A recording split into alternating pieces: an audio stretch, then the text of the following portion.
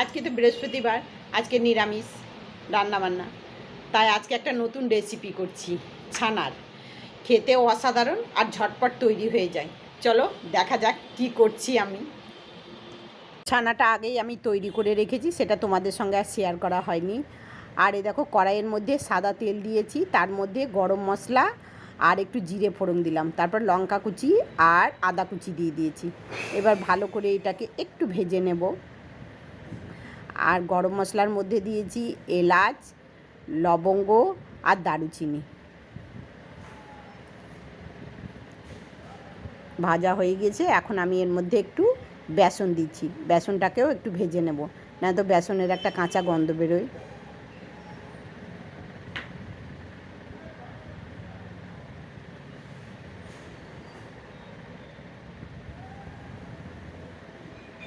আর এখন একটা মশলা রেডি করে রেখেছিলাম, সেইটাকে দিয়ে দিচ্ছি। এর মধ্যে আছে ধনে গুঁড়ো, জিরে গুঁড়ো আর কালারের জন্য একটু কাশ্মীরি লঙ্কার গুঁড়ো। মশলাটাকে এখন ভালো করে কষিয়ে নিচ্ছি। একটু বাটি ধোয়া জল দিলাম আর পরিমাণ মতো লবণ আর হলুদ দিয়েছি। সেটা তোমাদের সঙ্গে শেয়ার করা হয়নি, দিয়ে দিয়েছিলাম, ভিডিওটা আমার তৈরি করা হয়নি।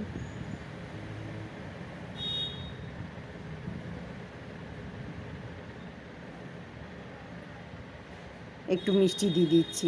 এটা না একটু এই ছানার এই রেসিপিটা একটু মিষ্টি মিষ্টি হয়। এটা তো লুচি, পরোটা, রুটির সঙ্গে অসাধারণ লাগে খেতে। আমার ছেলে তো এটা পেলে মাছ, মাংস, ডিম কিছু খাবেই না, এই দিয়েই ভাত খেয়ে নেবে।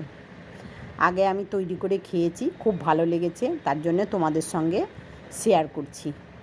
তারপরে দেখো ছানাটাকে জল ঝরিয়ে রেখেছিলাম, সেটা এখন দিয়ে দিচ্ছি।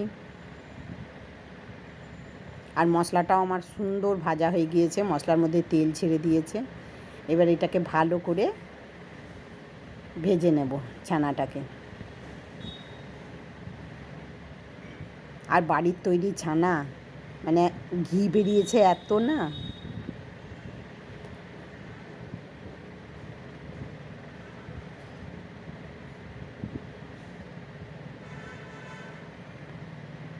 একটু ঘি দিয়ে দিলাম। ঘিটাও কিন্তু আমি বাড়িতেই তৈরি করি, খুব সুন্দর একটা সেন্ট উঠছে।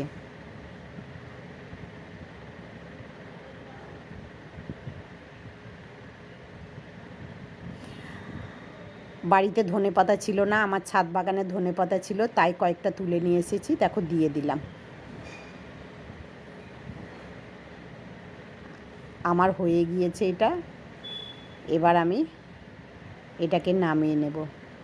এই রেসিপিটা একবার খেয়ে দেখবে, খুব ভালো লাগে। চলো বাই, পরের ভিডিও আবার দেখা হবে।